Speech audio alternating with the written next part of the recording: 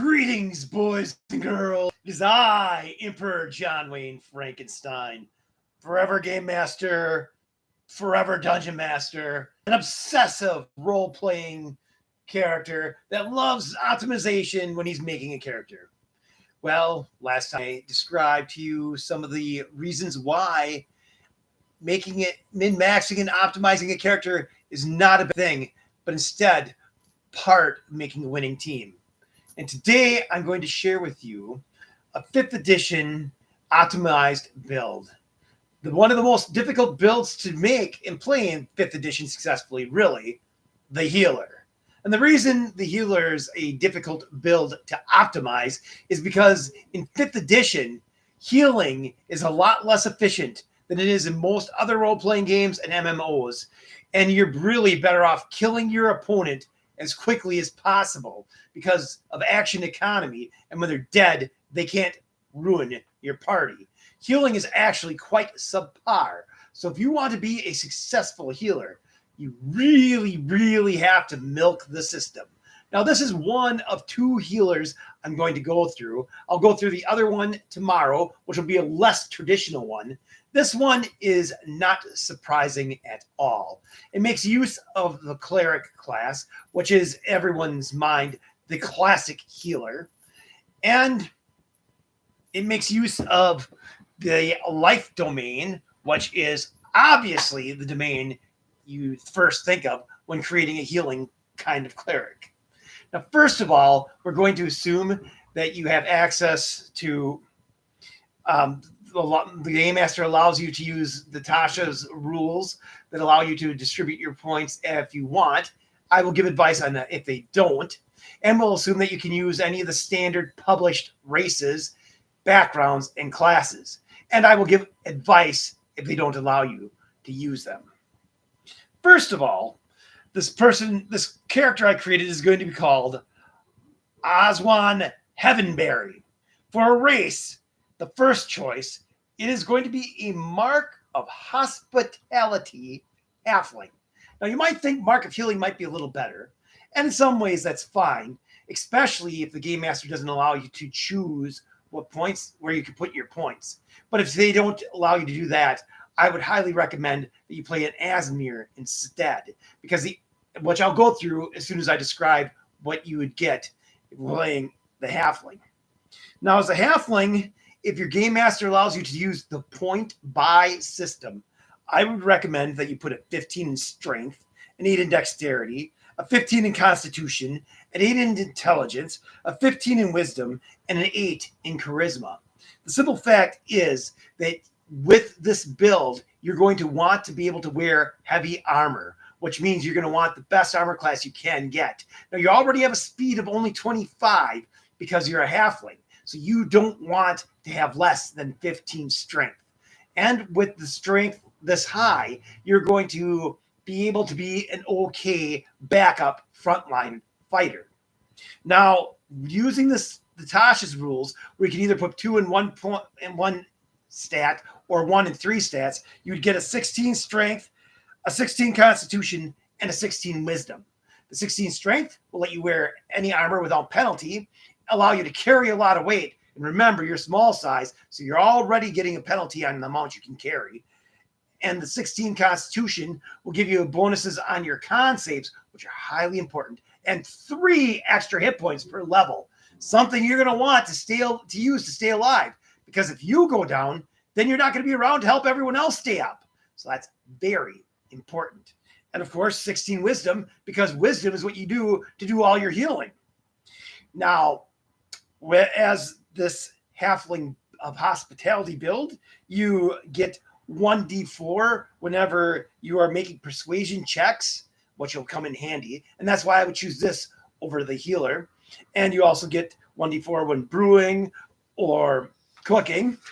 And you get access to 2 extra spells at first level, both of which are ritual spells, which means you can cast them in addition to once per day free, doubling your first level spells. You also will be able to cast them as a ritual for 10 minutes any other time. And they're both very useful. One is purified food and drink, And this will be great for a survival campaign or anything really. You make sure you say your prayers before your party eats and drinks, and they will never have to worry about getting poisoned or diseased by their food. Then unseen servant, which allows you to help carry stuff around and move treasure around after it's done. Oh, hey there. Yeah, I like third-party content. Um, my opinion is that it depends. Some third-party content is really good. Some third-party content is a little bloated. But if you find something you like and your game master likes it, you should go for it.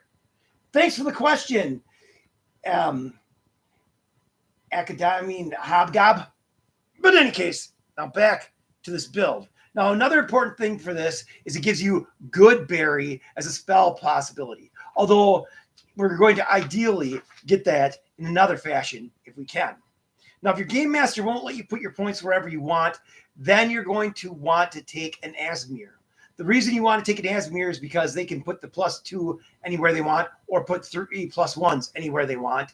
And then they get the ability to lay on hands, which sort of like that, which will do 1d4 healing per level. So, it gives you an extra healing. And eventually you get to get a flight speed and you get to do extra damage with your cantrips and your attacks, which will help you with your backup rolls. You also get prestidigitation with the Halfling build, which is very important for making your food taste good, as well as any other special effect you want to do. So, all in all, the hospitality works pretty well. And of course, getting the 1d4 with your persuasion, since your charisma is kind of low, is really great. Because once you add that with your guidance proficiency and you take proficiency in it, suddenly you're rolling 2d4, which is going to give you an average of 5. And then you're going to add +1. So you're going to get about 6. And then you're going to roll an average of 11. So approximately 17 persuasion checks, which makes you an okay when it comes to persuasion. Not much else with charisma, although you'll really want to support the face of the party more often than not and cast the guidance on them. But in any case, we'll get back to that later. Obviously, we're going to go for life domain cleric for the class. But before that, what I think is a great background for this is the Witherbloom Strixhaven student. That gives you an additional first level spell and 2 additional cantrips. And with Witherbloom, the cantrips you'll want to choose will be Chill Touch. So you have a ranged cantrip that does 1d8 damage at 120 feet, meaning you're a pretty good backup blaster. And when someone gets hit by that, they can't heal until your next turn, which can really make a difference for your party.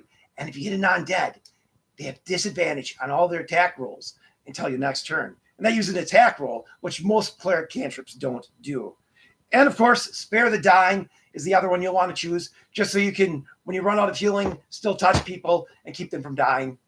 And then for your first level spell, you're going to choose with your Strixhaven, you want Good Berry. Now you can choose Good Berry as a spell for the Hospitality Halfling, which is one of the reasons I chose that, just in case your game master won't let you have the Strixhaven student background.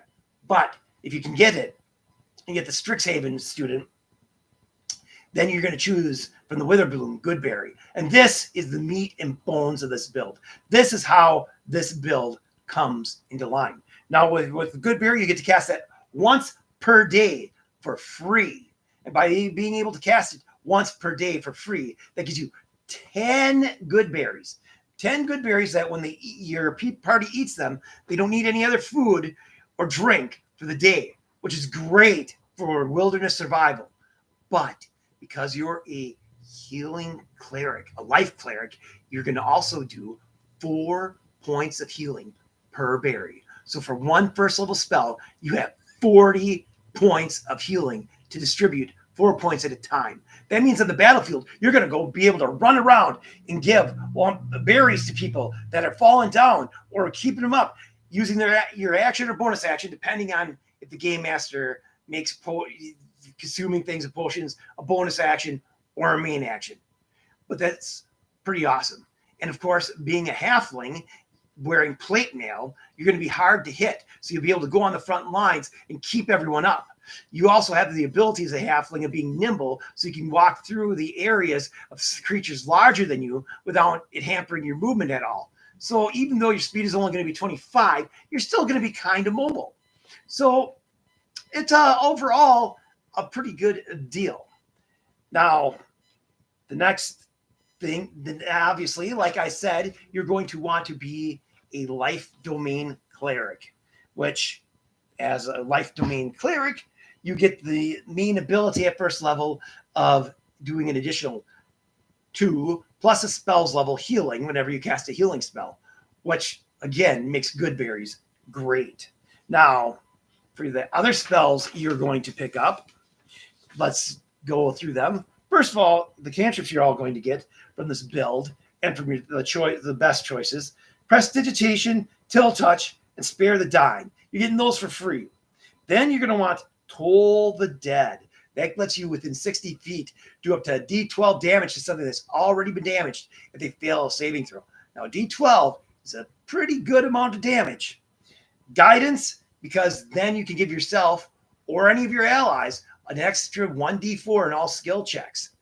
And Word of Radiance. Now, you want this in case you get surrounded by bad guys and you don't want to get beat on. Well, it affects everything around you that you choose, so your allies won't get affected by it, but your enemies will, and they have to make a saving throw or take 1d6 radiant damage, which isn't bad in those situations when you find yourself surrounded by the enemy.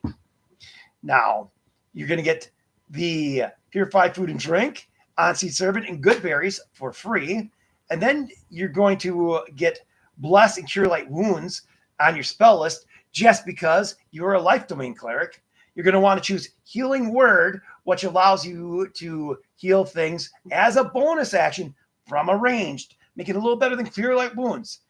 And then I would recommend choosing Detect Magic, which is another ritual, Shield of Faith, so you can make yourself or a member of your party you have a higher armor class, Detect Poison and Disease, another ritual, and then Sleep from your hospitality school. This lets you roll 5d8 and put that many hit points of creatures asleep with no saving throw, helping you take out a bunch of minor minions in a fight. Now, obviously, you're really going to want to be doing healing a lot with this. I would also recommend that if you know combat's coming, cast Bless. Bless is an awesome first level spell for a support healing character. The reason being is it gives them a plus 1d4 for their hits, their saving throws, all sorts of checks. And you get to affect 3 people, which you could include yourself. Now, this increases survivability, increases the combat effectiveness, and helps your team overall because they're going to be taking less damage and killing foes faster. You're going to have to do less healing with the use of the Bless spell. Now, we specifically chose a lot of rituals because that way, when you're not in combat, you don't have to waste your healing spells and you can still use them. Like we said, Purified Drink and Food and Drink before anyone in your group eats. You get to use that as a ritual. On-Seed Servant to help carry all the loot out, and you're already hefty and strong, so that'll be even more you can take. Detect Magic. When you get all the loot together, you want to find out what's magical or not. Detect Poison and Disease. Now, that's another great ritual for your build specifically. Whenever you find something that has diseased or poisoned, you'll be able to use your herbalism skill in order to help cure them with an extra D4 and the other D4 too. So that will really help you go online. Now, your skills you're going to have with this build, you're going to have wisdom saves and charisma saves. You get nature and survival from your Witherbloom background. And survival uses your wisdom, which is great. And it helps you cook and prepare food, as well as track and navigate the wilderness. Then I would recommend that you take persuasion, so you overcome your charisma penalty when persuading, since you're getting a 1d4 for that, and also an additional 1d4 with guidance when you say a little prayer before you talk. And I would choose then either insight or medicine. I would choose insight over medicine because between survival and nature and the herbalism kit that you already have, you're going to not need medicine that much. Plus, you have all this healing, and you're kind of like with hospitality and your somewhat druid abilities and good berry things. You're going to be more of a naturalist than a normal doctor. But if you want to be a country doctor, medicine is fine. But I think insight's a little better because it'll help you sense the motives of characters and help you back up with your persuasion and help you back up your face of your party and your leader by letting them know what people are really thinking.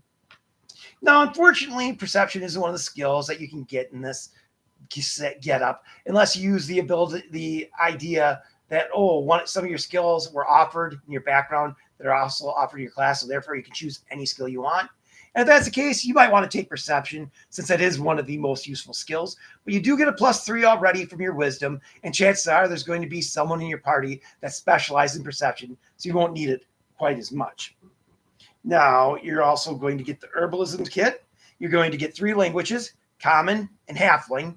Now, with this character's build, I would suggest Sylvan for your 3rd language, although Elvish might work as well. But Sylvan works for all sorts of wilderness type creatures, and a lot of elves have it. So it's kind of like Fey Common. So that's the one I would go with personally. Now, just a quick rundown of some of your other abilities you get. You get the luck ability as a halfling, which is awesome. Anytime you roll a 1, you get to roll again, meaning it's going to be a lot harder for you to get a critical failure or to fail in general. You get the nimble, where you get to move through areas with creatures larger than you. And you get brave, which is great because being afraid really messes you up in this game. Now, you're going to have 11 hit points starting out if you get to buy your points with what I suggested.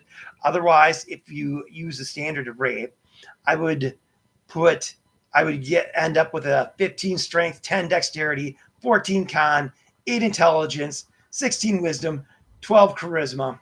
I went for the dex just because that way you get a little less penalty. And the standard array, you don't get 2 8s. Intelligence, you're not going to need it all that much for your build because you're more of a wise, outdoorsy type person than a book smart one. But the 12 charisma just helps you with the persuasion. Then you're even more persuasive. But ideally, you'd get the 16, 8, 16, 8, 16, 8, and then you'd have 11 hit points at first level instead of having 10. Now, because you're a cleric with heavy armor proficiency, you get to start out with chainmail and a shield, which means your armor class starts out at 18. As soon as you can go up to split mail and get a 19 armor class. And then you want to save all your money to get plate mail. So you can have a 20 armor class. That's right. 20 armor class without any magic means really hard to hit you. And since you're not specializing in frontline combat, they're going to be less likely to hit you while you're going around and trying to attack you while you're going around, keeping everyone up, keeping them alive. And of course, keeping yourself alive is really important. With Shield of Faith, you're going to be able to get a 22 armor class. Once you get some magical items, even higher. It'll be awesome. And, well, for starting equipment, you get a bottle of black ink, an ink pen, a book on plant ID, which hopefully will give you some advantage in some of your herbalism skills, an iron pot, an herbalism kit, and this is great because you have the herbalism skill, which means you can make antitoxins and you can make healing potions for half price. You're going to want to have everyone donate money to help you make as many healing potions as you can. That way, you always have backup healing when you run out of spells and good berries. A school uniform, a pouch, 15 gold pieces, a mace, chain mail, and a shield, a holy symbol, and then you might as well go for the light crossbow and the 20 bolts. Not because you're going to use them ever, why? But because you want to sell them as soon as possible to have more money for your group. And of course, a priest pack. It has little things that are more useful for your priestly duties, and it costs 9 gold pieces more than the explorer pack. So, that's just something that you want to go for. Now, as far as combat goes, obviously your primary function is to keep the party alive and support them, to give guidance to anyone when they're going to make a skill check. In fact, I would recommend that when you're wandering around with your party, every minute you cast guidance on yourself and keep concentrating on it for 1 minute. That way, when combat ensues, you get to add a D4, which will make up the -1 you're getting for our initiative for a dexterity of 8. Or whenever you need to make a skill, whenever it pops up, you get to add that D4. Like when there's a sudden perception check or something that you weren't expecting, because every minute you're going to be praying, showing everyone how pious you are, giving yourself guidance, you're always prepared. And it adds a little fun and flavor to your character. It makes you seem a little more pious and a little more priestly. So, hey, that's what I would do. I would go for it. Now, as far as combat goes, you have a lot of options. Obviously, your primary function is to keep your party alive, to keep them alive with good berries and healing spells and healing potions. But you do have a +3 to hit and damage with a melee attack. So as you're running around the front line keeping people alive, you could quick take a pot shot at some of the lesser creatures and knock them out.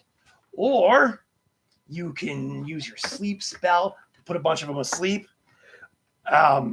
Toll the dead when something's already damaged. Chill touch, like I said, with that for an ranged attack, 120 feet, when you have the luxury of staying in the back line and preventing them from doing more healing. Let's see. That's basically it for this build. That's pretty much all of it in a nutshell. What you do with this character after you're done is you're going to just keep taking more and more levels in cleric, making yourself a better and better healer.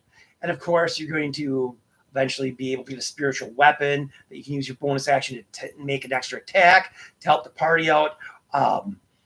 Vampiric touch, where you're going to be able to heal yourself and damage someone every round for as long as you have concentration. And of course, second level, you get your channel divinity, and you can use that to heal the badly injured. As an action, you present your holy symbol and invoke healing energy to restore a number of hit points equal to 5 times your cleric level. Choose any creature within 30 feet of you and divide those hit points among them. The feature can restore a creature to no more than half its hit point maximum. So basically, you're going to be able to use your channel divinity to do a mass healing word to everybody, which is great. At 6th level, the healing spells you cast and others heal you as well. When you cast a spell at 1st level or higher that restores hit points to a creature other than you regain hit points equal to 2 plus the spell's level. So that's going to be able to help keep you alive even longer. Divine Strike, well, once you get to 8th level, when you hit someone with an attack, you can do an extra 1d8 radiant damage. At 14th level, it's 2d8. However, if you use Tasha's Guide, you can get that to do 1d8 on a melee attack and 1d8 on a cantrip, which is probably a slightly better deal for you, because then you can use it with your Chill Touch or your Toll the Dead or your sacred word, making Ward of Radiance, making you a little more effective dealing damage with the cantrips. Supreme Healing at 17th level, when you normally roll 1 or more dice to restore hit points with a spell, you said use the highest number possible for each die.